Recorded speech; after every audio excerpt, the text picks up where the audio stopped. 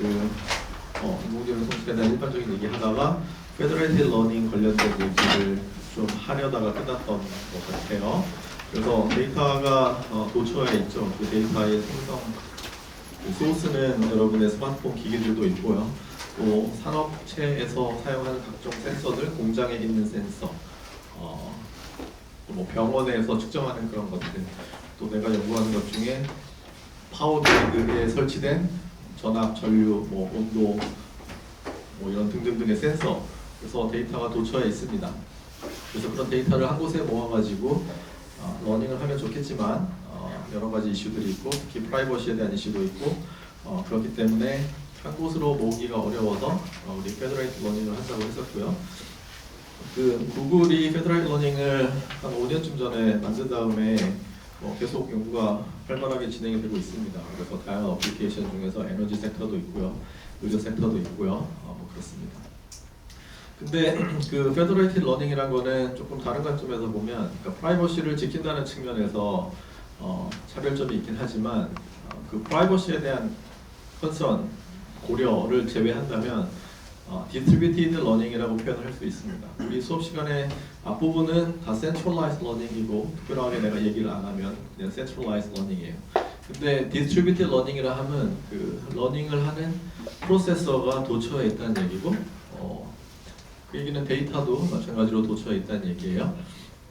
그래서 러닝의 새로운 패러다임이다라고 지금 표현을 해놨는데 이미 너무 당연한 것 같은 느낌도 듭니다. 왜냐하면 지금 프로세싱 해야 되는 데이터가 너무나 많기 때문에 심지어 그 데이터들이 한 곳에 있더라도 하나의 프로세서가 다 처리하기가 힘들거든요. 그래서 이미 데이터 센터에서 여러분 뭐 페이스북이나 뭐 구글이나 이런 데이터 센터에서 한 건물 안에 데이터가 다 있어가지고 처리를 하더라도 분산 컴퓨팅을 쓰고 있어요. 그래서 여러 개의 컴퓨터들이 병렬적으로 프로세싱을 하고요. 그러니까 패러렐 컴퓨팅에 해당하는 거죠. 그리고 그런 프로세서들이 하이스피드 커넥션으로 연결이 돼 있어요. 기가빗 이더넷, 10기가빗 이더넷 이런 것들. 그래서 약간 디스트리뷰티드 러닝 또는 페더레이티드 러닝 이런 거 할 때에 어떤 컨텍스트에서 얘기하는지 따라서 조금 환경이 다른데 페더레이티드 러닝 할 때는 통신이란 것이 데이터 센터랑 여러분의 스마트폰 그래서 중간에 무선 통신이 관여를 하게 됩니다. 근데 그렇지 않은 경우도 있다는 거죠. 건물 안에서의 멀티 프로세서 여러 개의 컴퓨터들이 병렬 처리를 하기 때문에 유선 네트워크로 광 케이블로 또는 뭐 기가빗 인터넷으로 연결이 돼서 병렬 컴퓨팅을 수행을 할 수도 있습니다. 그래서 디스트리뷰티드 러닝 관점에서 페더레이티드 러닝을 보면 유선 네트워크로 데이터를 주고받는 러닝 모델을 주고받는 걸 할 때에 그 좀 다른 점들이 있는데 일단 우리가 데이터 인포메이션은 교환을 하지만 데이터 그 자체를 교환을 하지는 않아요. 왜냐하면 데이터를 옮기고 받고 하는 것들이 프라이버시의 이슈도 있고 굳이 또 디스트리뷰티드 러닝 자체에서도 데이터를 옮길 이유는 없어요. 그리고 중간에 유선 또는 무선 통신이 이제 관여를 하게 될 것이고요. 그래서 각 프로세서들이 또는 컴퓨터가 반복적으로 러닝을 수행하는데 여기 지금 이터레이션이라는 거에 내가 빨간색을 쳐놨어요. 그래서 여러분 뭐 오늘 첫 러닝 알고리즘 나올 텐데 모든 러닝 알고리즘들은 거의 모든 그때는 반복 연산을 해야 됩니다. 그래서 이터레이션 지난 시간에도 강조를 했던 것 같습니다. 그리고 근데 우리 페더레이티드 러닝 가서 얘기할 때는 그 통신 채널이 중간에 끼어 들어오기 때문에 학습한 결과를 서버한테 보내고 서버가 그걸 취합해서 다시 뿌리고 하는 이 과정에서 무선 채널은 릴라이어블하지 않기 때문에 에러가 훨씬 더 많이 생기거든요. 예를 들어 bit error rate, BER 같은 것들이 유선망에서는 뭐 10의 마이너스 9승, 10승 뭐 이 정도인데 무선에서는 뭐 10의 마이너스 5승 정도 생각보다 많이 나요. 그래서 그런 에러가 생기는 상황도 고려를 해야 되고요. 또 무선 채널은 아직도 유선보다는 느리기 때문에 메시지를 교환하는 데에 오버헤드가 시간적으로 더 들 수 있겠죠. 또 무선 통신을 할 때는 특히 여러분 스마트폰이 할 때는 배터리 컨섬션이 생기잖아요. 그렇기 때문에 에너지 이피션트한 커뮤니케이션도 중요합니다. 뭐 이런 이슈들 때문에 페더럴 러닝에 대한 뭐 다양한 연구들이 계속 필요합니다. 근데 페더럴 러닝이 아니라 그냥 러닝 관점에서 프라이버시 같은 걸 고려하지 않고 그냥 생각하면 디스트리뷰트 러닝은 여기 여러분 보는 것처럼 중앙에 서버가 있고 엣지 쪽에 디바이스가 있죠. 그래서 여기서는 엣지라는 키워드가 있는데 서버가 있고 디바이스 또는 클라이언트들이 있어가지고 서로 잡을 쪼개서 협력을 하는 그런 구조입니다. 나중에 자세하게 할 겁니다. 근데 이런 분산 러닝은 더 크게 보면 디스트리뷰티드 옵티마이제이션의 한 브랜치예요. 러닝이라는 과정도 어떤 목적이 있고 그 목적은 우리가 트레이닝 할 때 생기는 에러를 미니마이즈 하기 위한 거거든요. 그러니까 그거는 옵티마이제이션이죠.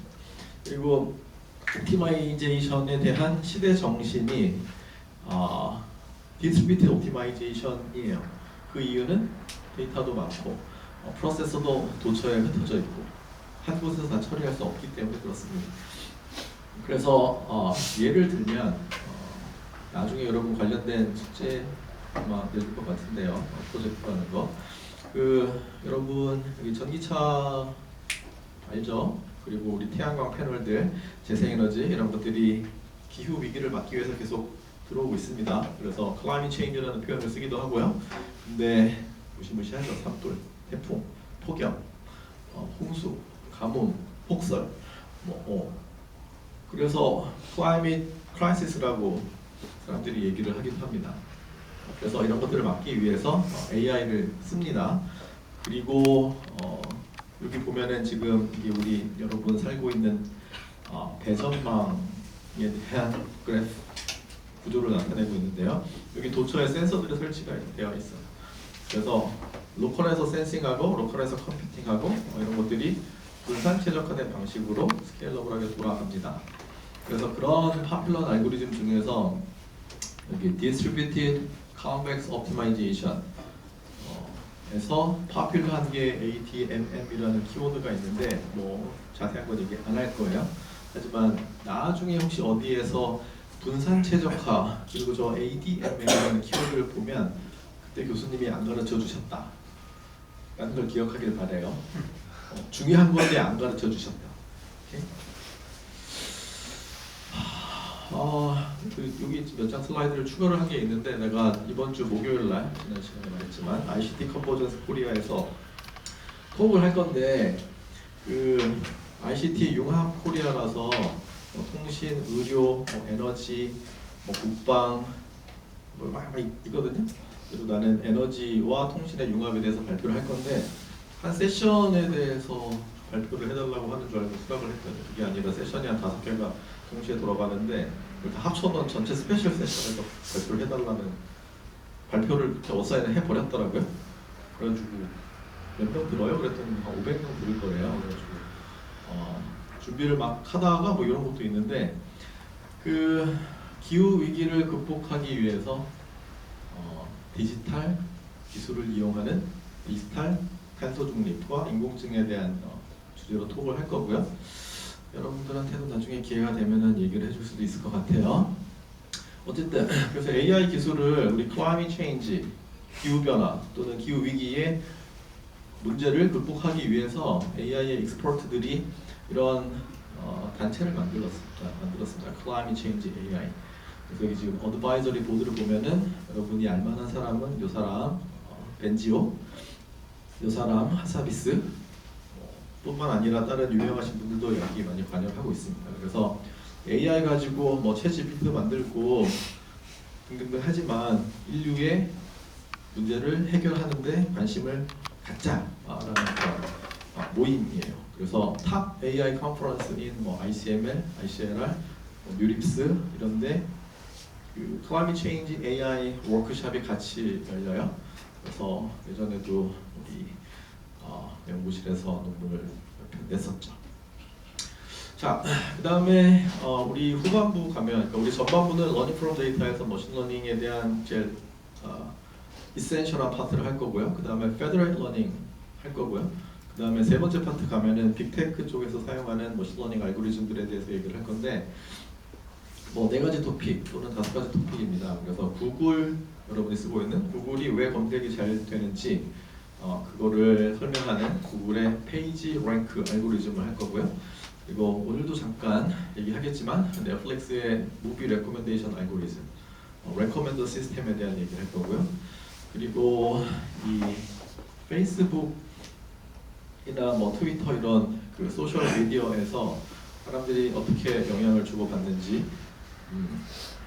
How to influence people in Facebook and Twitter 이런 토픽에 대해서 소셜 네트워크 서비스에 대한 그 분석을 할 거고요. 그리고 아마존에서는 어떻게 상품을 추천하는가. 오케이? 그래서 recommendation, another types of recommendation에 대해서 얘기할 겁니다. 그리고 여러분한테 과제로 아마 내줄 것 같은데요. 테슬라가 한 것들 중에서 뭐가 있냐면 여러분이 알지만 이 오토파일럿 있잖아요. 100% 오토파일럿은 아니지만 이름을 오토파일럿이라고 붙여가지고 자율주행이라고 사람들이 착각을 좀 했었죠. 근데 이 자동차에 들어가는 그 자율주행인 오토파일럿 말고 아까 말했던 climate change에 대한 문제를 해결하기 위한 솔루션으로 테슬라가 이미 2020년에 오토 비더라는 거를 만들었어요. 이게 뭐냐면 미국은 집이 크니까 뭐 이렇게 2층 그리고 위에 솔라 패널을 쭉 설치를 합니다. 그래서 캘리포니아 같은 경우는 태양광 엄청 세거든요. 그래서 낮에 굉장히 발전을 많이 합니다. 그리고 테슬라는 또 전기차를 만들기 때문에 전기차에 들어가는 배터리를 이렇게 벽에다가 냉장고 정도 크기, 두께는 되게 얇아요. 그래서 파워월 이런 걸 만들었죠. 그래서 이게 가정용 에너지 저장 장치. 여러분의 스마트폰에 들어가는 리튬이온 배터리를 여기다가 쫙 깔아놓은 거예요, 평평하게. 그래서 태양광 발전이 많을 때는 내가 사용하는 것보다 더 많이 발전하면 여기다 저장을 해놨다가 태양이 지면 또는 전기요금이 비싸면 저장된 에너지를 쓰는 거죠. 그래서 그거를 잘 해서 남는 전기를 옆집에다 팔 수도 있고 또는 전력 회사에 팔 수도 있고 이렇게 비딩, 입찰을 합니다. 그래서 그런 걸 하기 위해서 전력 가격이 우리나라는 지금 가정용은 한 달에 사용한 총량에 비례해서 전기요금을 매기지만 산업용은 시간에 따라서 전기요금이 바뀌어요. 그래서 많이 사용하는 시간에는 전기요금을 비싸게 해서 덜 쓰게 디스커리지를 하는 거죠. 한밤에 쌀 때는 제발 좀 써주세요 이러면서 전기 가격을 낮춥니다. 아무튼 그래서 그런 프라이스가 플럭추에이션이 있기 때문에 프라이스 포캐스팅, 또 가정부와 공장부와 빌딩부와 심지어 국가 전력망 부하에 대한 포캐스팅, 또 재생에너지 발전량 포캐스팅 이런 걸 해서 재생에너지 시장에 입찰을 해서 돈을 버는 그 알고리즘이 바로 이 오토비더예요. 그리고 지금 진행 중인데 그 유럽 쪽에서 재생에너지 시장에서 인공지능을 써서 태양광 발전량 예측을 하고 그다음에 저 뭐 프라이스가 변한다고 했잖아요. 저 프라이스 잘 예측을 해서 입찰해서 수익 내는 컴피티션이 열리고 있거든요. 그래서 난 얘기도 안 했는데 우리 학생들이 알아서 나이스 포캐스트라는 팀을 만들어가지고 참여를 하고 있더라고요. 근데 거기 그러니까 인더스트리 섹터도 있고 스튜던트 섹터도 있는데 인더스트리 섹터는 뭐 연구소나 이런 분들이 할 테니까 학생들하고 살짝 페어한 경쟁이 안 되잖아요. 그래서 스튜던트 랭킹을 따로 매기는데 스튜던트 랭킹을 들어와서 봤더니 무려 포캐스팅 부분에서 1등을 달리고 있더라고요. 그리고 비딩 부분에서는 2등을 달리고 있더라고요. 근데 이게 5월 달인가 뭐 하여튼 그때까지 계속 실 데이터 가지고 하거든요. 그래서 일단 현재는 그런 상태다. 나중에 이거 끝나면 다시 알려줄게요. 그래서 AI를 이런 데 씁니다. 이게 그래서 그 이그젠플인데요. 우리 연구실에서 만든 인공지능 기반 재생에너지 입찰 알고리즘 해서 이름은 딥 러닝을 써서 그리고 비딩을 한다 그래서 딥 비드입니다. 뭐 알아서 잘 한다는 그런 얘기입니다. 혹시 여러분의 슬라이드에도 이게 들어가 있어요? 알고 한 707호가 내 방이고요. 여러분 맨날 왔다 갔다 할 때 77 한가운데 있어가지고 한번 봤을 것 같은데 뭐 이렇게 생겼습니다. 그리고 오케이 AI 피라미드 얘기를 내가 종종 합니다. 그래서 지금 여러분은 4학년이니까 아직 뭐 배울 게 많이 있고 오픈 마인드잖아요. 근데 자 우리 AI를 연구하는 사람들은 나는 어디에 있는지 좀 생각을 해봐야 되는데 일단 제일 위에 가장 적은 소수의 사람들이 하는 연구가 AI의 핵심 알고리즘이에요. 그래서 그런 것들은 어떻게 하면 러닝을 더 빠르게 할 수 있을지 옵티마이저를 어떻게 설계할 것인지 그래서 탑 AI 컨퍼런스에 논문을 내는 사람들은 여기 코어 쪽에 있다고 보면 되겠죠. 그래서 우리 연구실도 저 코어 관련된 연구들을 해서 가령 딥러닝을 사용하는 최적화 알고리즘, 또 페더레이티드 러닝, 베이지안 인퍼런스 이런 것들을 탑 저널과 컨퍼런스에 냈습니다. 지금도 서브미션 중이고요.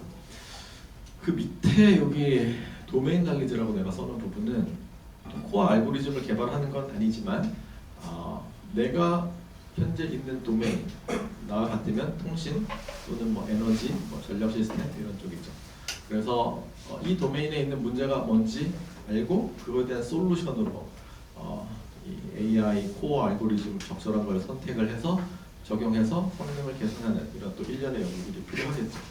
그래서 다양한 분야에 있는 우리 대학원 친구들이 여기에 해당이 될 것 같습니다. 그래서 AI 기술을 뭐 통신에 적용한다, 에너지에 적용한다, 영상 인식에 적용한다, 뭐 등등등. 그래서 도메인 날리지를 필요로 하는 부분입니다. 그래서 여기 이 위에 두 개는 연구에 해당하거든요, research.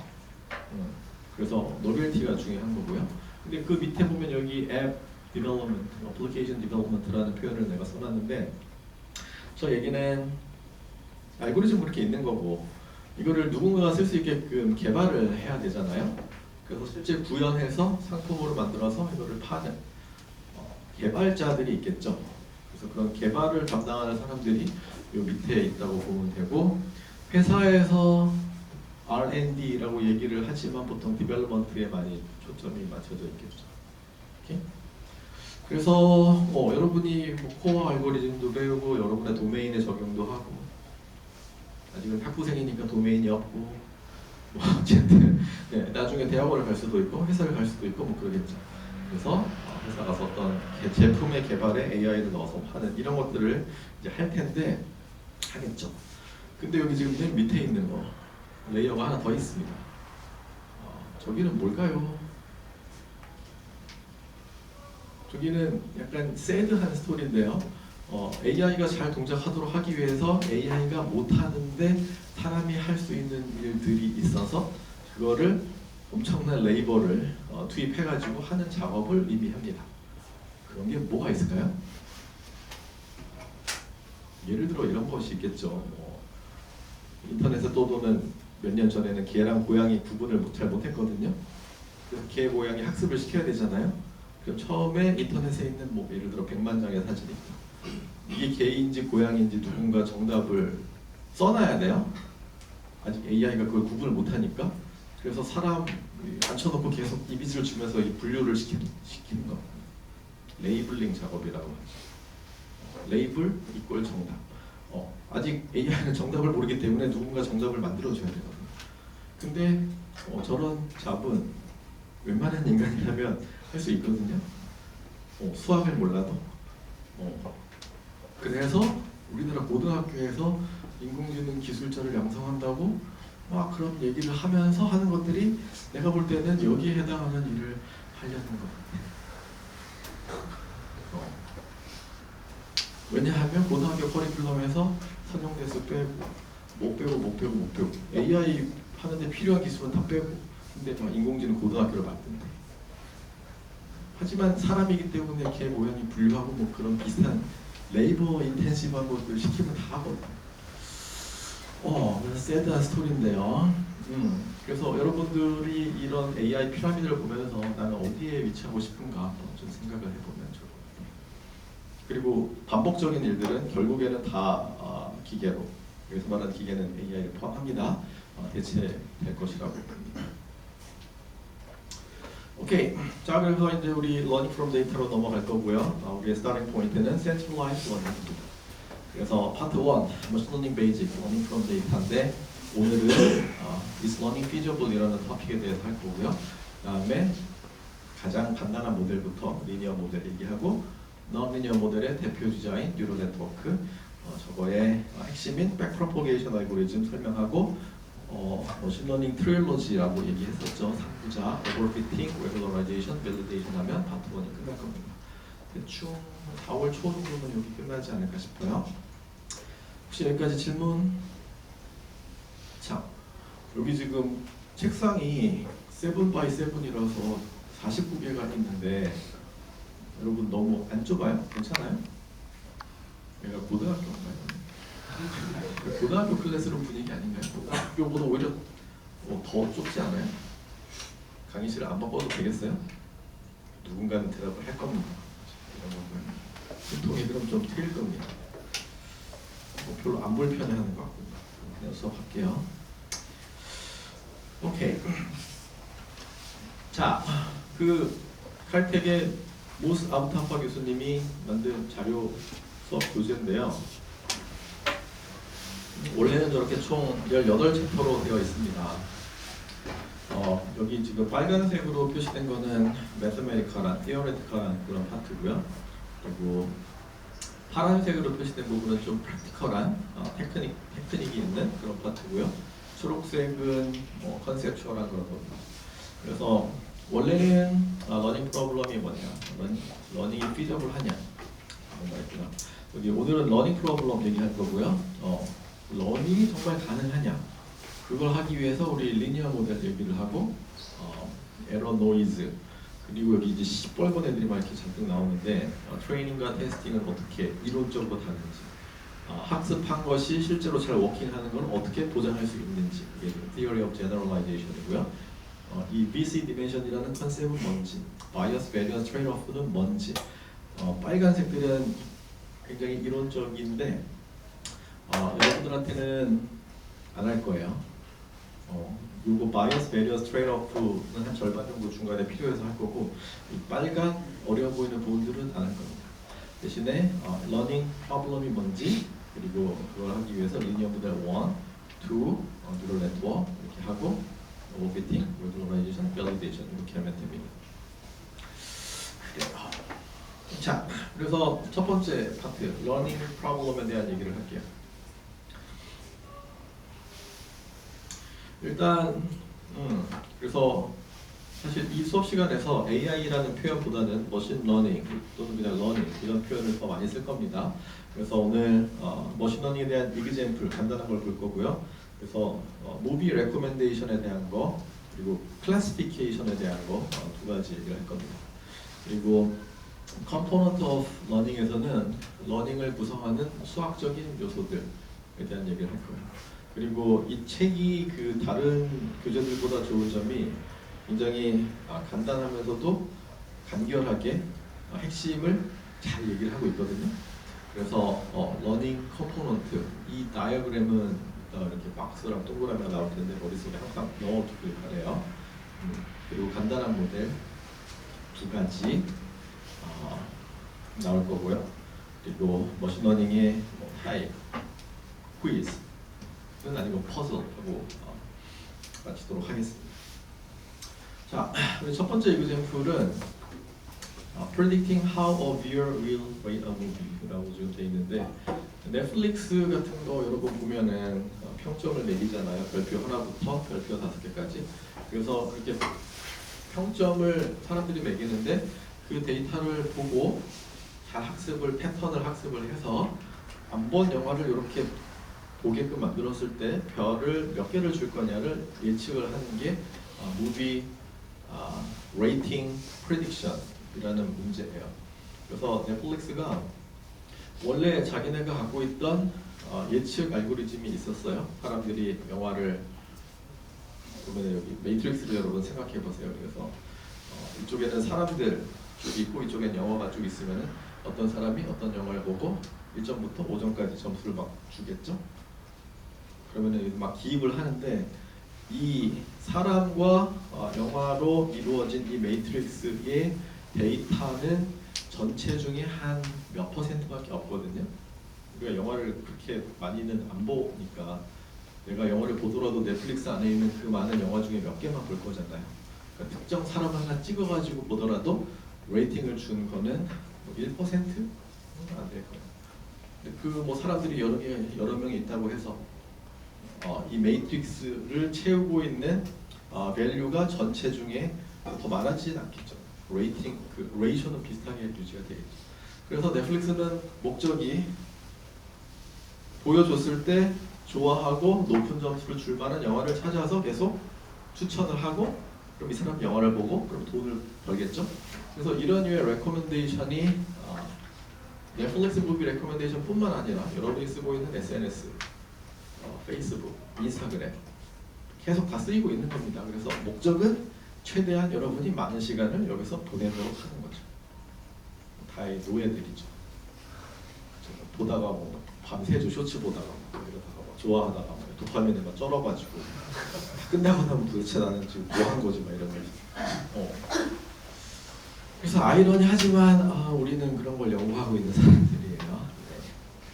그래서 그 알고리즘을 연구하기 위해서 넷플릭스가 한 2008년 정도, 7년 정도에 상금을 걸었습니다. 자기네들이 갖고 있는 예측 정확도보다 10% 개선을 하면 $1 밀리언을 주겠다. 그러니까 넷플릭스 레코멘데이션 컴피티션을 열었거든요.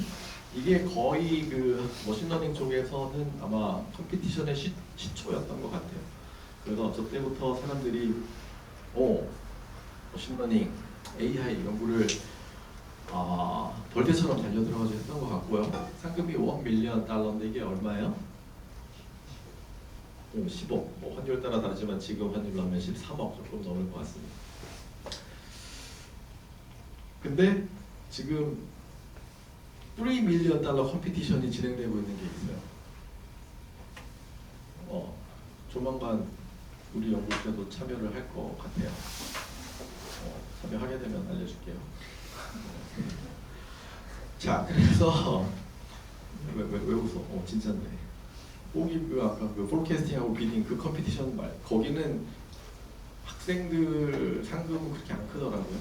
그리고 학생들이 자기네들끼리 막 한 이유가 학생이 아닌 사람이 있으면은 상금이 없어가지고 나와 무관하게 알아서 같이 하고 있거든요. 근데 이 그리드 컴피티션, 그리드 옵티마이제이션 컴피티션은 $3 밀리언 40억이거든요. 40억. 잘하고 싶은 그런 생각이 들겠죠. Anyway, 자 그래서 이때부터 머신러닝에 대한 컴피티션이 시작이 됐습니다. 그래서 우리 머신러닝에 필수적인 3가지 요소가 있는데 머신러닝을 하려고 하면 일단 첫 번째로 패턴이 존재를 해야 됩니다. 어떤 패턴이 있기 때문에 그거를 머신이 학습을 할 수 있는 거죠. 그래서 유명한 좀 오래됐지만 머신러닝 교재 중에 Pattern Recognition and Machine Intelligence라는 책이 있어요. 표지가 이렇게 물결 모양으로 약간 사자 표범 같은 그런 무늬가 있는데 혹시 그 책 본 사람 있나요? 네, 아무튼 일단 패턴이 존재를 해야 됩니다.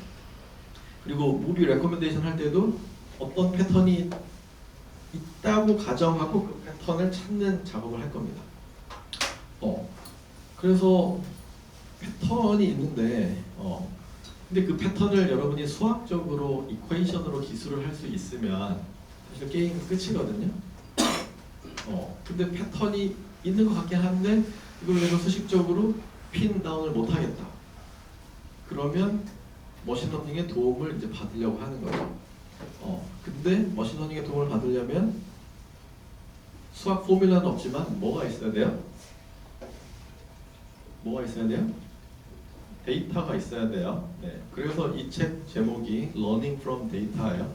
데이터가 있어야지만 러닝을 하는 거지 데이터가 없는데 러닝을 할 수가 없습니다. 그래서 패턴이 존재하는데 수학적으로 내가 기술을 못하겠고 근데 데이터가 있다. 그러면 우리는 머신러닝이라는 거를 적용을 할 수가 있게 되는 겁니다. 오케이. 자, 그래서 여기 지금 이그젬플인데 무비 레이팅이에요. 영화가도 얘기했지만 우리 매트릭스 생각해서 이쪽이 영화 본 사람들, 이쪽이 몇 편이었냐? 영화 인덱스 이렇게 이제 생각을 할 수 있는 거죠. 이 매트릭스.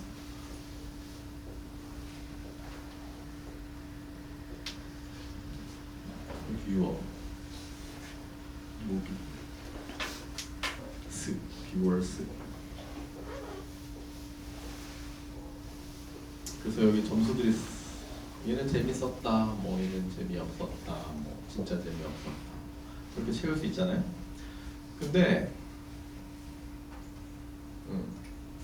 사람 뭐 A, B, C, D, E 5명 있고요. 영화 1, 2, 3, 4, 5, 6, 7 이렇게 갈게요. 이 사람 알파벳이 어사인이 안 됐고. 아무튼 이 사람은 영화를 뭐 이걸 이렇게 보고 또 3점을 주고 이 사람은 이걸 보고 5점을 주고 얘는 또 1점을 주고 얘는 또 이걸 5점 주고 얘는 뭐 2점 주고 얘는 뭐 4점 주고 블랭크 있는 건 안 봤다는 얘기예요. 그래서 이 매트릭스의 빈칸을 다 채우고 싶은 게 무비 레코멘데이션의 알고리즘이 하고 싶은 거예요. 근데 문제는 뭐냐 하면 데이터가 있긴 한데 이거를 매트릭스 리프레젠테이션으로 표현하면 이 매트릭스가 스파르스 하다는 특징이 있어요. 스파르스 매트릭스예요. 스파르스 하다는 게 듬성듬성하다는 거예요.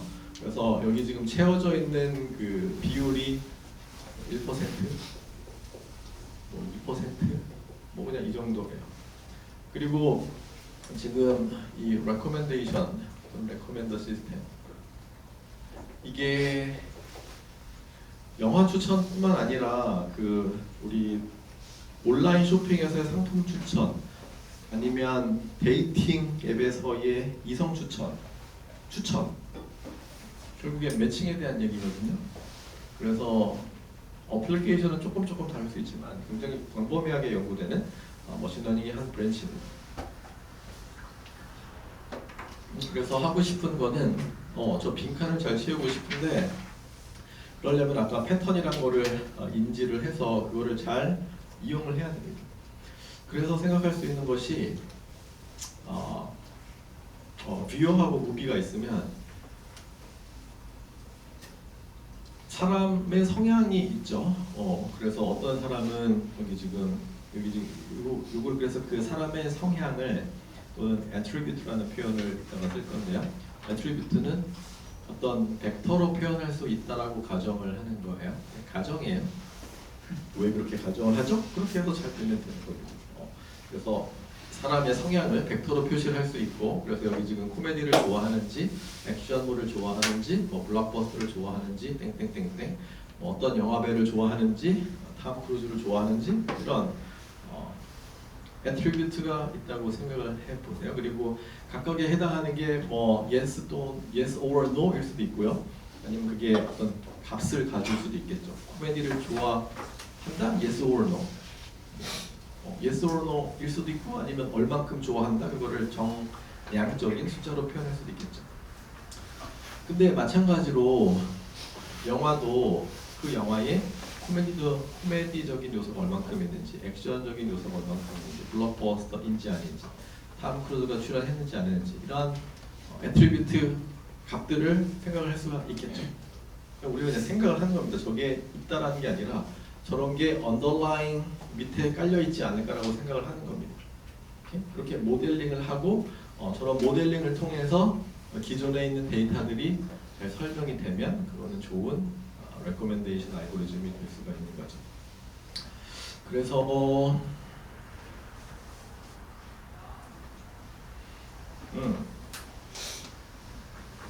여기서 근데 첫 번째 퀘스천 아니 지금 교수님 저기 무슨 코미디, 액션, 블록버스터, 뭐 탐 크루즈 이렇게 저런 애트리뷰트들을 나열을 하셨는데 저거는 어떻게 정하나요? 지금 제가 이그제플 들어서 저렇게 했지만 저걸 어떻게 정하나요? 그리고 저기 내가 애트리뷰트라는 표현을 쓰긴 했지만 이뭐 속성이라는 단어는 그냥 우리 뭐 컴퓨터 사이언스나 이쪽에서 일반적으로 많이 쓰는 용어인데 머신러닝에서 전문적으로 이거를 지칭하기 위해서 쓰는 단어가 있어요. 혹시 뭘까요? F로 시작하는 피처라는 표현을 씁니다. 그래서 이 피처는 머신러닝 도메인에서는 일반 명사가 아니라 굉장히 스페시픽한 명사예요. 어떤 아까 우리 패턴을 찾고 싶다 그랬는데 그 패턴을 찾아주게끔 하는 열쇠 같은 거예요. 피처. 그래서 이 피처를 잘 찾고 그 피처 기반으로 무언가 학습을 해서 결과를 내면 되는데 지금 내가 하는 질문은 뭐냐면 이거 어떻게 발견하느냐? How to find it?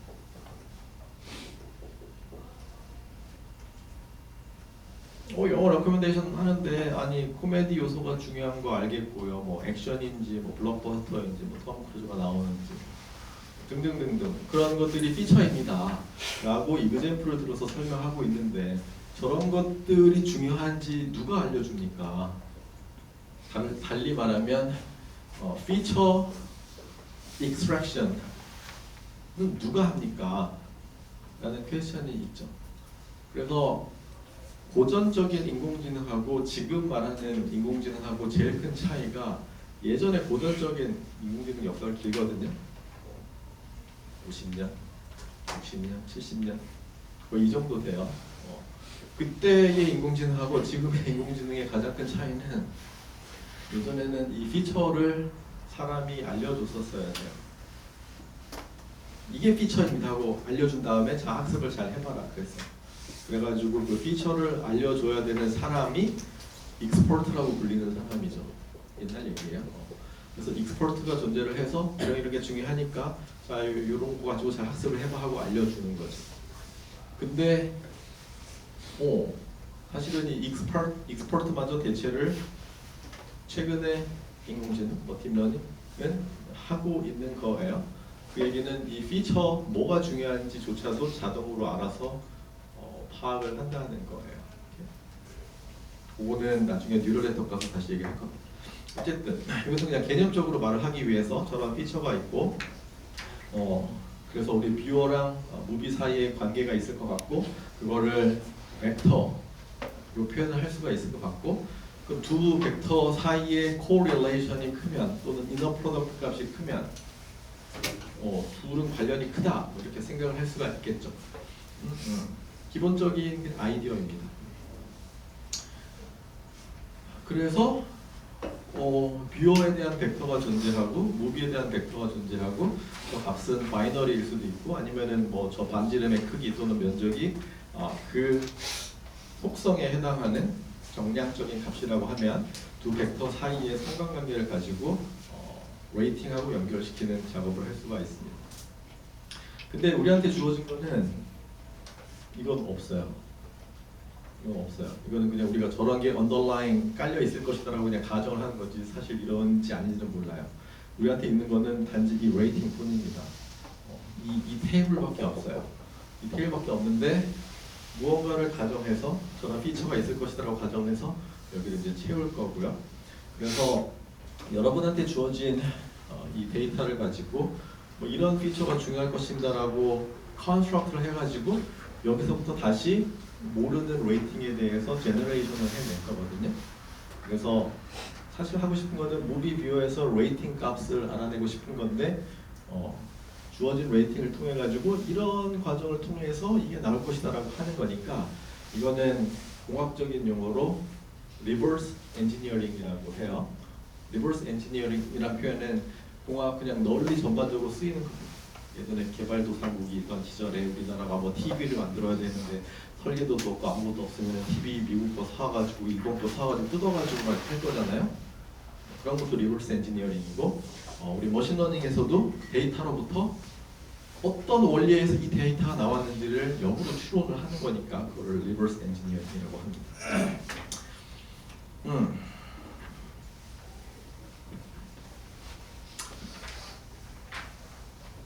자, 그래서 지금 무비 레코멘데이션에 대한 얘기를 잠깐 했고요. 이 얘기는 나중에 다시 할 거고요. 이제 좀 더 심플한 거 가지고 얘기를 하겠습니다. 혹시 여기까지 질문? 수업 시작한 지 벌써 42분이 지났군요. 근데 여러분 75분 동안 쉬지 않고 이렇게 쭉 수업을 해도 괜찮죠? 좋아요.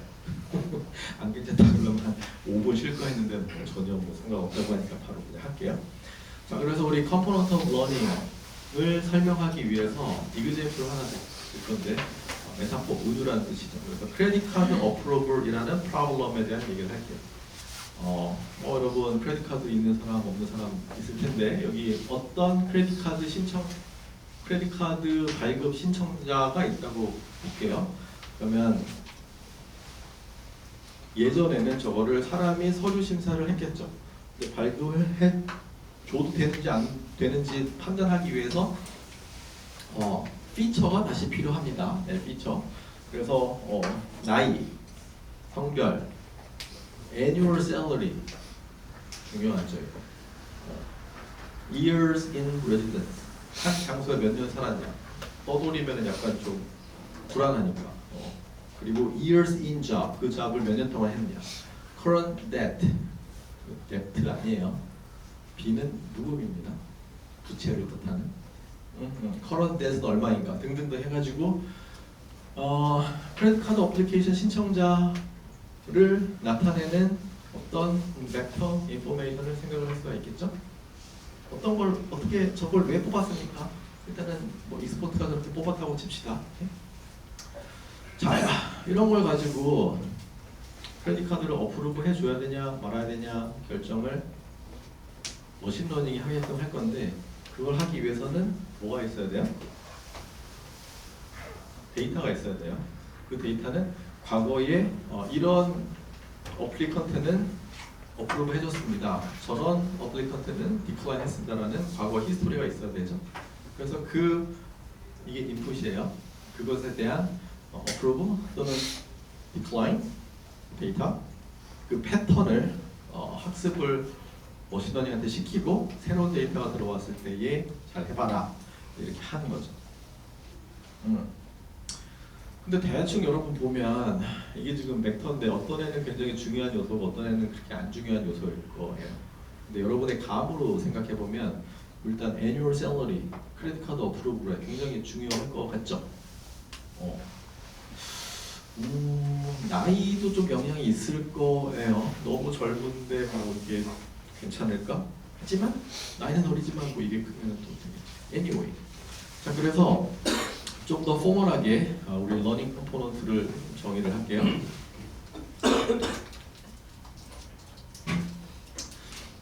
자, 머신러닝 모델에 인풋이 있습니다. 여기서 X로 표시를 했고요. 커스터머 애플리케이션이에요. 그 벡터가 인풋으로 들어오는 거예요. 여기서 아웃풋은 바이너리예요. accept 또는 decline. good or bad. 그러면 이제 머신러닝은 뭘 생각을 하냐 하면 우리의 인풋을 모아놓은 셋이 있고요. 그 인풋들에 대한 정답, 레이블이 있습니다. 그 레이블이라는 표현은 계속 쓸 거예요. 네, 레이블. 한국말로는 라벨, 영어로는 레이블 또는 정답이라는 뜻이죠. 그래서 historically 이런 사람은 어프로브를 했고 저런 사람은 디클라인 했습니다. 그래서 인풋 셋 그리고 아웃풋 셋. 근데 인풋에서 아웃풋으로 가는 어떤 펑션이 있다라고 가정을 하는 거예요. 실제로 이 어떤 펑션에 의해서 historically 이렇게 막 정했을 수도 있는데 그게 있던 없던 머신러닝 관점에서 중요하지 않아요. 과거에 이런 패턴이 있었으니까 이 패턴을 네가 학습을 잘 해봐라 라는 거죠. 그래서 머신러닝이 배워야 되는 이 X에서 Y에 가는 이 펑션을 우리는 타겟 펑션이라고 표현을 할 겁니다. 그래서 Ideal Credit Approval Formula예요. 저 포뮬라를 배우고 싶어 하는 거예요. 그리고 데이터가 주어집니다. 총 n개의 데이터가 주어지네요.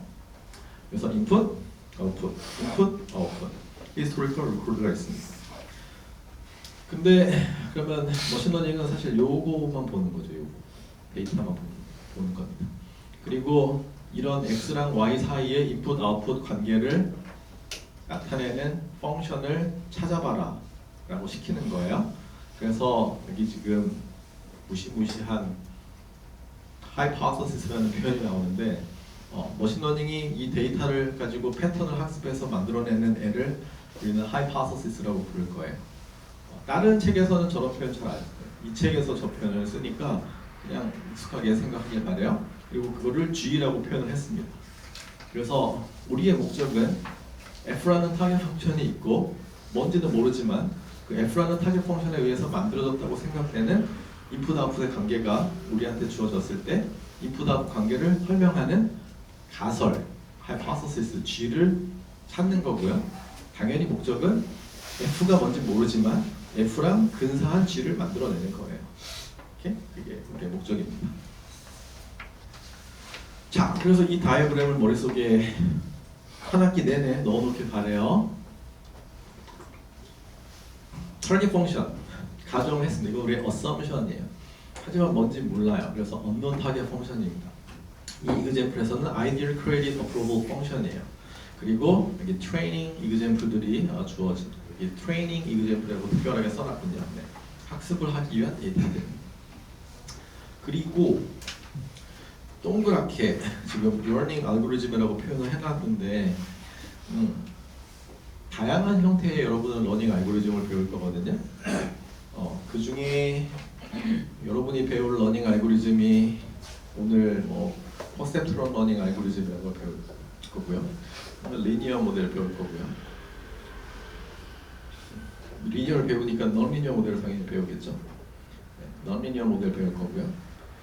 넌리니어 모델 중에 특별히 뉴럴 네트워크 배울 거죠. 그리고 뉴럴 네트워크를 여러분이 인공지능 딥러닝 개론 가면은 딥 뉴럴 네트워크 배울 거니까 다양한 형태의 딥 뉴럴 네트워크 쭉 배울 거잖아요. 그것들이 다 서로 다른 러닝 알고리즘 살짝 다르고 다시 여기 지금 러닝 알고리즘이라는 표현이 있고요. 지금 hypothesis set이라는 표현이 있는데 요거 그 차이를 좀 명확하게 여러분이 이해를 하면 좋겠어요.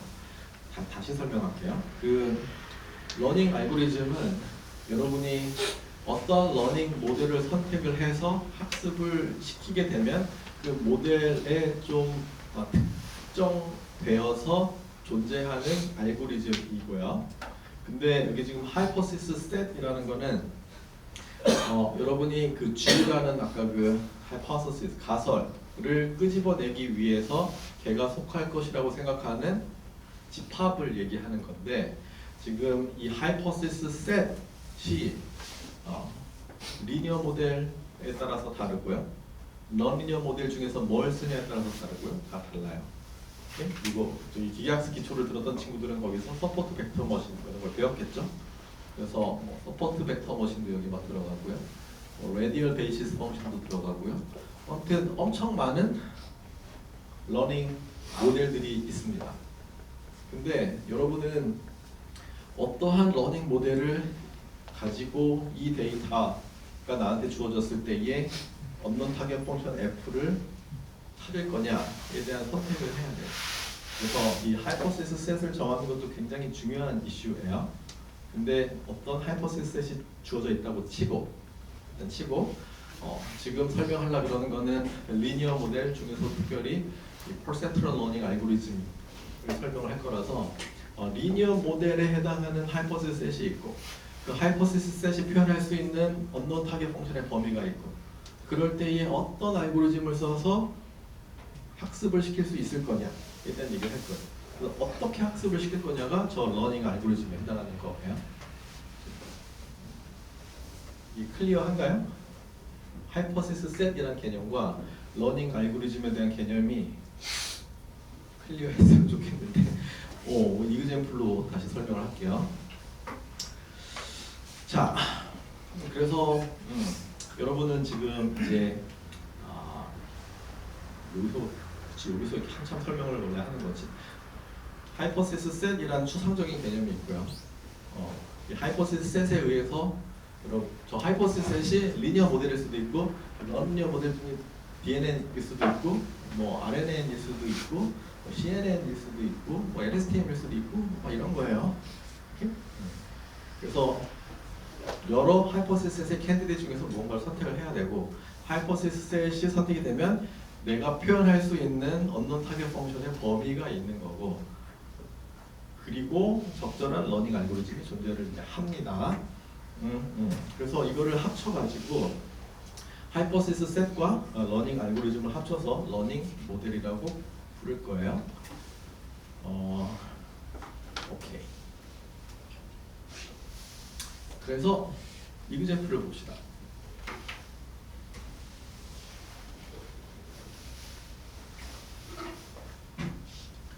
우리의 첫 번째 이그젠플은 Simple Hypothesis Set을 쓸 건데 그 Simple Hypothesis Set의 이름은 Perceptron이에요. 그리고 Perceptron은 뭐 나중에 여기 뉴럴 네트워크에 나오는 그런 뉴런 그게 Perceptron이에요. 그래서 그거의 제일 간단한 형태인데요. 우리 인풋으로 X 벡터를 생각한다고 했었죠. 그래서 이 X 인풋은 커스터머에 대한 애트리뷰트다 또는 피처다. 그리고 이거는 지금 D 차원의 벡터로 표현이 되어 있습니다. 이 Learning from Data에서는 X는 계속 D 디멘셔널 벡터예요. 그리고 어떤 모델을 만들 때 일단 선형에서 출발하는 건 굉장히 자연스러운 거예요. 그래가지고 아까 말했던 이런 컴포넌트들, 애트리뷰트들의 선형 조합으로 어떤 값이 나오고 그 값이 스레시홀드보다 높으면 어프루브, 낮으면 디스어프루브 이런 리니어 모델을 여러분이 생각할 수 있겠죠. 자, 그래서 여기 X, 여기 I는 여기 컴포넌트고요. 거기에 붙는 중요도 WI라는 게 있는 거죠. 찾아야 되는 겁니다. 그래서 사실은 이 WI가 나타내는 것이 우리의 그 모델의 파라미터죠. 우리가 찾고자 하는. 어쨌든 그래서 둘 사이의 correlation을 구해서 threshold보다 높으면 approve 아니면 decline 이렇게 하는 거를 지금 목표를 하고 있습니다. 그래서 this linear formula H, hypothesis니까 H로 표현했어요. can be written as 지금 우리의 모델은 이 선형 모델이고요. 그래서 WI인 저 weight를 찾고 싶은 거고요. 우리 applicant의 그 attribute하고 inner product를 취해가지고 summation 1부터 D까지 그리고 어떤 threshold 있어가지고 이게 양수인지 음수인지 해서 approve, disapprove 하는 거죠. 그래서 정해야 되는 거는 데이터가 주어졌을 때 우리 모델을 정해야 되는 거니까 WI 값하고 저 threshold를 정하면 돼요. 오케이. 자, 그래서 이렇게 지금 threshold를 여기는 지금 이렇게 써 놓느라고 이쪽으로 넘겨가지고 지금 마이너스 threshold 이렇게 써놨는데 마이너스 threshold를 W0라고 나타낼게요. 이렇게. 그리고 이 applicant의 attribute가 총 D개가 있는데 지금 이렇게 그냥 써놓고 보면 얘가 지금 혼자 따로 놀고 있으니까 그냥 임의로 W0, 우리 X0는 1이라고 우리가 강제화시키면 노테이션을 이렇게 심플하게 줄여서 쓸 수 있죠. 괜히 여기 덕지덕지 W0 안 달고 다니면서 서메이션을 1부터 D까지 하는 게 아니라 0부터 D까지 하는데 X0는 1이다. 이렇게 해버리면 이렇게 만들 수가 있어요. 그래서 아까 그 스레시홀드 또는 뭐 바이어스라고 표현하기도 하죠. 를 포함해서 웨이트를 정하는 것이 모델을 정하는 일이 되겠습니다. 그리고 저렇게 서메이션 덕지덕지 달고 다니면 좀 없어 보이잖아요. 우리는 벡터를 다루고 있으니까 두 벡터의 이너 프로덕트. 그래서 WT는 그래서 트랜스포즈를 나타내는 거죠. 요거는 지금 스칼라 값들이고 요렇게 생긴 폰트는 벡터예요. 그래서 W 트랜스포즈 X 이너 프로덕트니까 이 두 벡터의 이너 프로덕트의 사인을 가지고 approve 또는 disapprove 하겠다라는 뜻입니다. 오케이? 자, 그래서 지금 여기 비주얼라이제이션을 하고 있는데요. x가 2차원인 경우에는 2차원 상에다가 applicant를 뜻하는 벡터, 2차원 벡터를 점으로 표시할 수 있잖아요. 비주얼라이제이션을 위해서. 그래서 지금 플러스라고 표시된 거는 approve를 historically 했던 applicant, 그리고 마이너스는 decline 했던 거예요. 그러면 지금 저기 W1, W2, W0를 찾는다는 거는 여러분 2차원 평면에서 생각하면 X, Y로 써야겠지만 우리 여기 X1, 여기 X2 좀 이런 거죠. 그리고 어떤 직선이 이렇게 있다 그럴 때 직선의 방정식은 어떻게 돼요? W1, X1 더하기 W2, X2 더하기 W3 이런 식으로 표현할 수 있는요. 이런 식으로 표현할 수 있는 거죠. 그래서 이게 0이면은 이 직선상에 있는 거고, 이게 양수면 뭐 이쪽에 있는 거고, 음수면 이쪽에 있는 거고, 이런 식이 되는 거죠. 그래서 직선을 정의를 하면 그 직선을 가지고 양쪽으로 클래시파이를 할 수가 있어요. 그래서 지금 우리 클래시피케이션 문제를 하고 있는 겁니다. 클래시피케이션. 분류 AI의 첫 번째 이그램플 지금 분류가 나오고 있습니다. 근데 여기 지금 그림을 보면 데이터가 주어져 있고 선을 잘못 그은다는 얘기는 웨이트를 잘못 어사인을 하면 지금 플러스하고 마이너스가 이렇게 잘 구분이 될 수도 있는데 잘 못하고 있죠. 미스클래시파이 되는 애들이 있죠. 그러면 학습을 다시 해야겠죠. 학습을 하면서 웨이트를 조금 바꿔가지고 얘네가 플러스는 파란색 이쪽 영역, 마이너스는 빨간색 이쪽 영역으로 잘 되도록 웨이트를 조금 바꿔가지고 이렇게 만들어줘야 되는 거예요. 그 과정이 학습하는 과정이에요. 오케이? 근데 여기 지금 assumption이 하나 들어가 있어요. linearly separable data라고 가정을 일단 하겠습니다. for simplicity. 당연히 아닌 경우들이 있어요. 만약에 데이터가 주어져 있고 그 데이터가 linearly separable 하다면 지금 여기 example에서는 2차원 평면상에다가 표시를 했지만 일반적으로 x는 d 디멘전에 있는 거거든요. 100차원, 20차원 뭐 이런 식으로 그 고차원에 존재하는 데이터들이 어떤 거는 플러스, 어떤 거는 마이너스, 근데 그게 플레인으로 separation이 된다는 거죠. 그게 linearly separable 하다는 뜻이에요. 어렵죠? 쉽죠? 저 그러면 앞서 말씀하셨던 러닝 알고리즘은 속에 있는 웨이트 값들을 잘 선택하는 건가요? 그치. 그 웨이트 값들을 어떻게 선택하느냐인데 우리 러닝은 이터레이티브하게 한다 그랬잖아요. 이터레이션을 어떻게 돌릴 거냐에 대한 이슈죠. 그게 다음 페이지에 이제 나옵니다. 그래서 우리 이 리니어 모델을 쓰는 퍼셉트론 알고리즘인 경우에 웨이트를 결정하는 러닝 알고리즘 여기에 해당하는 얘가 이름이 있어요. 퍼셉트론 러닝 알고리즘, 그래서 PLA라고 이렇게 지금 써놨어요.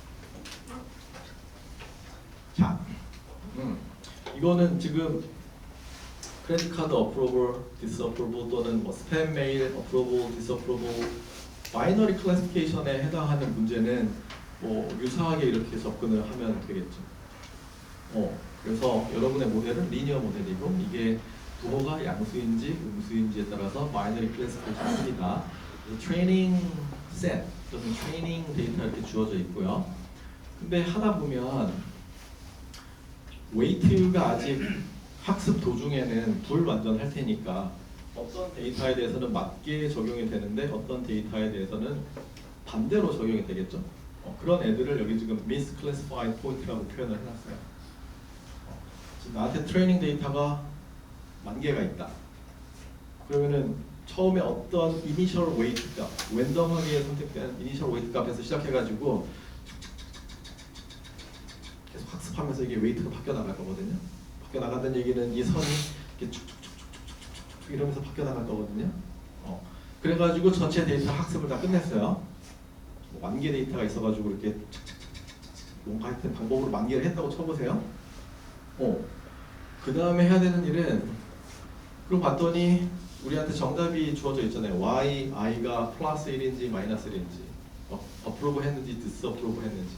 근데 현재 내 웨이트 가지고 적용을 해봤더니 내가 맞췄을 수도 있고 틀렸을 수도 있잖아요.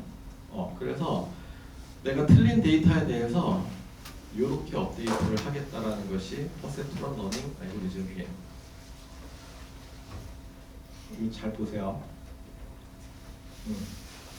만 개의 데이터가 있는데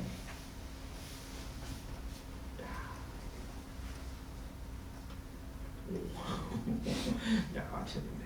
만 개의 데이터가 있는데 일단 처음에 어떤 랜덤한 그 값을 가지고 웨이트를 세팅을 해놓고 이게 지금 x1이 들어왔는데 얘는 정답이 1이야. 근데 딱 해봤더니 얘는 음수가 나왔어. 미스클래시파이 되는 거죠. 그거 가지고 또 다음 걸 또 해봐. 얘는 또 우연히 또 맞았어요. 다음 건 틀렸어요. 뭐 이런 일들이 생기겠죠.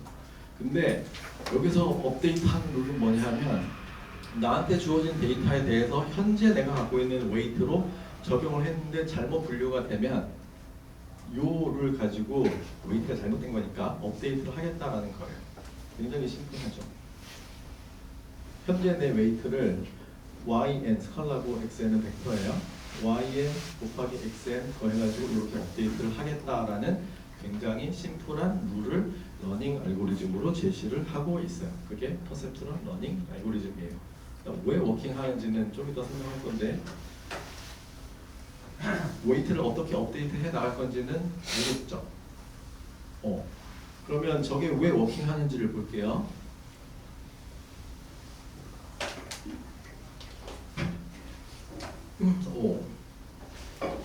그리고 우리의 목적은 이 데이터를 linearly separable하게 만드는 이 플레인을 찾는 거예요. 2차원에서는 직선이지만 D-디멘전al 공간에서는 하이퍼플레인 또는 하이퍼플레인 초평면을 찾는 거예요. 그래서 레이블이 플러스 1인데 현재 내 갖고 있는 웨이트는 이렇게 생겼다라고 지금 하거든요.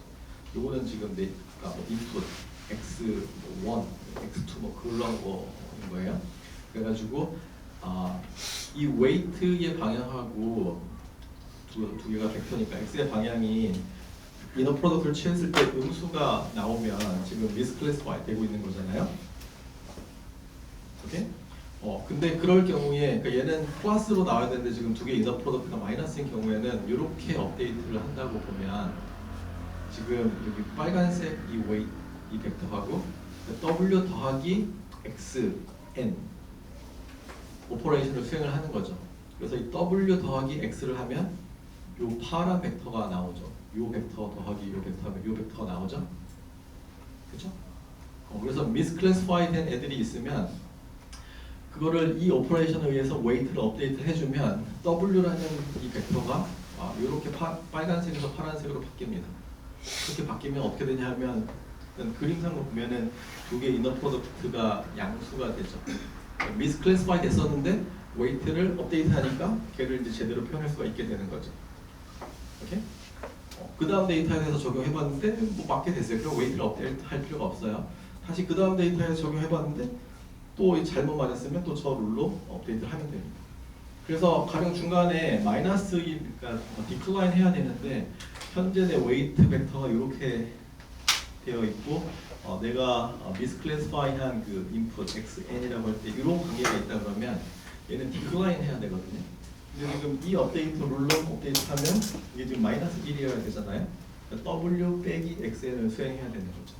그래서 지금 w가 이렇게 생겨 있고 이렇게 x가 있어가지고 두 개 이너 프로덕트 취한 게 양수가 나오고 있는데 걔는 미스클래시파이 된 거니까 w 빼기 xn 하면은 요 벡터 나오죠. 이렇게 나올 거. 또는 다시 표시하면 이렇게 나오죠.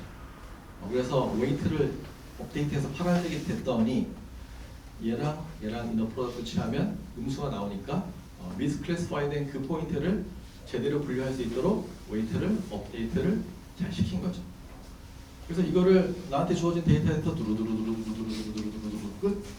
다시 또 처음으로 돌아가가지고 두구두구두구두구두구두구두구 끝. 이러면서 계속 웨이트를 업데이트를 하는 거예요. 언제까지 이걸 해야 돼요? 미스클래시파이 된 포인트가 있으면 업데이트가 일어나겠죠. 근데 미스클래시파이 된 포인트가 더 이상 없으면 업데이트가 안 일어나겠죠. 그렇죠?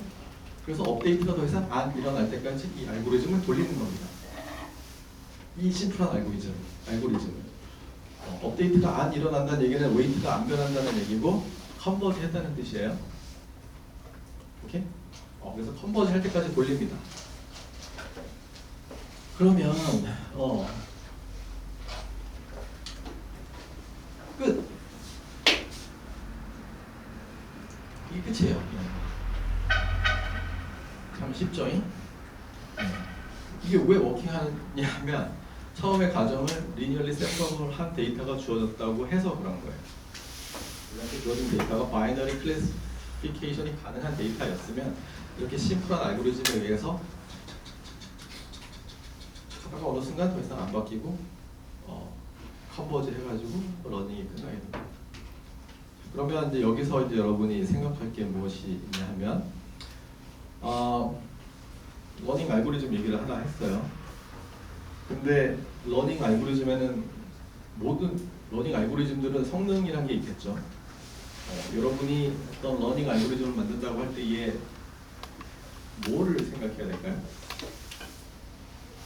일단 모든 러닝 알고리즘은 이 이터레이션 기반이죠. 이터레이션을 하면 어떻게 돼야 돼요?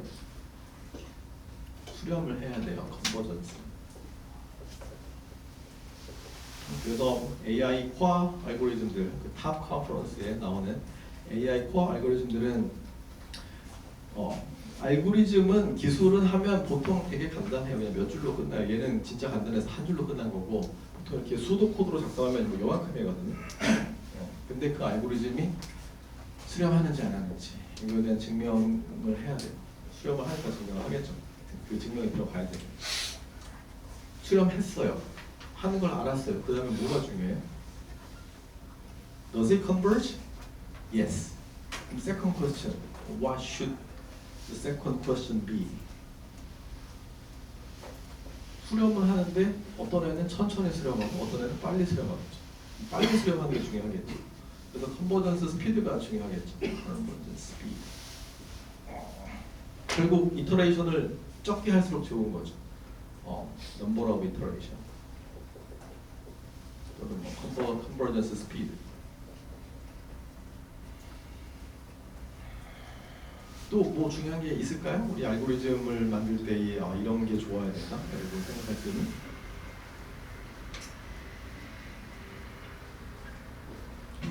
그리고 만약에 컨버지도 하고 이터레이션 스피드도 갖고 뭐 그렇다고 치면 그런 알고리즘이 두 개가 있다고 치면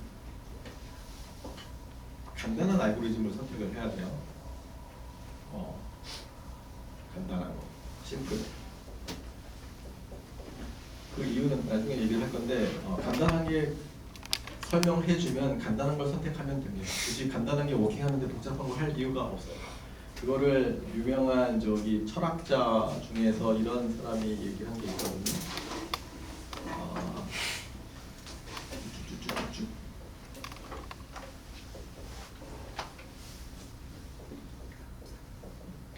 이런 거 들어봤어요?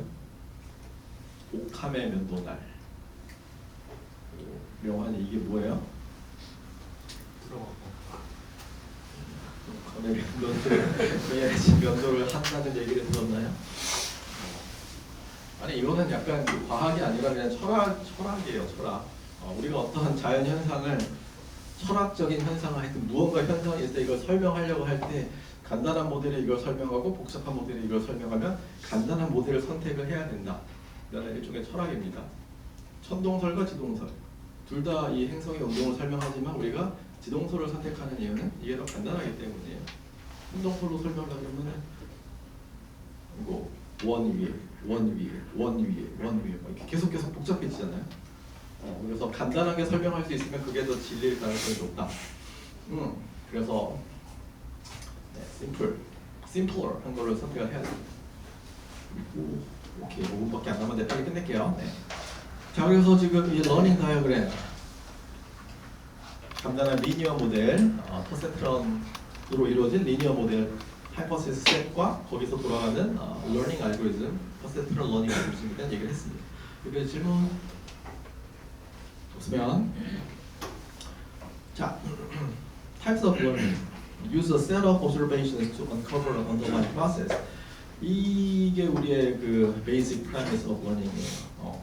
observation이 있고 데이터가 있고 그게 어떤 unknown process, underlying unknown process에 의해서 만들어졌다고 가정하고 그게 F였죠.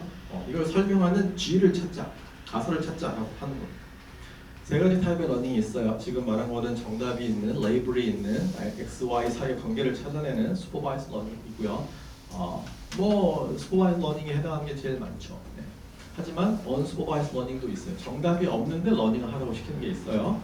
그 중에 대표적인 예가 클러스터링에 대한 문제입니다. 그래서 지금 클러스터링 이그제플을 보면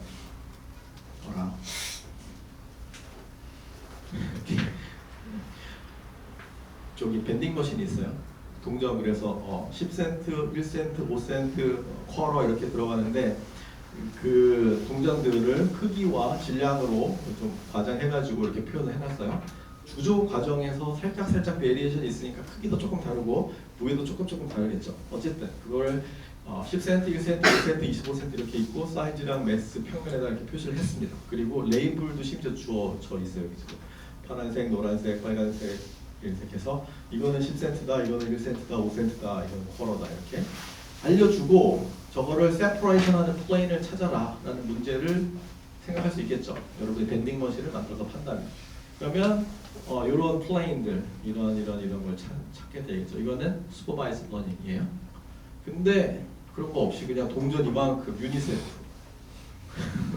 공항에서 수거한 유니세프 그렇게 왔어.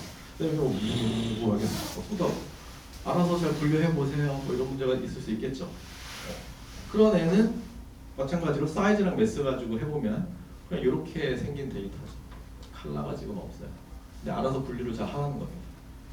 그럴 경우에 지금 정답이 없는데 알아서 잘 배워보세요 라고 하는 게 unsupervised learning이고 그 중에서도 지금 여기서는 클러스터링에 대한 얘기를 하고 있어요. 네, 클러스터링 운집화라고 하죠. 그래서 클러스터링은 대표적인 unsupervised learning의 example입니다.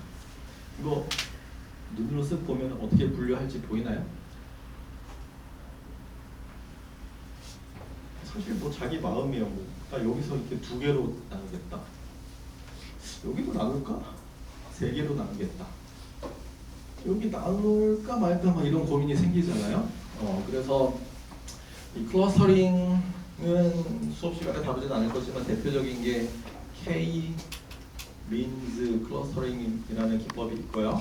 여기서 말하는 K는 클러스터의 개수예요. 그래서 unsupervised learning인데 K 값은 정해줘야 돼요. 4개로 분류해라. 분류가 아니지. 클러스터를 나눠라. 3개로 나눠라. 그래서 나중에 다른 수업에서 뭐 배울 기회가 있을 수도 있는데 이 K 값은 어떤 크라이테리어에 의해서 정해줘야 됩니다. 이렇게.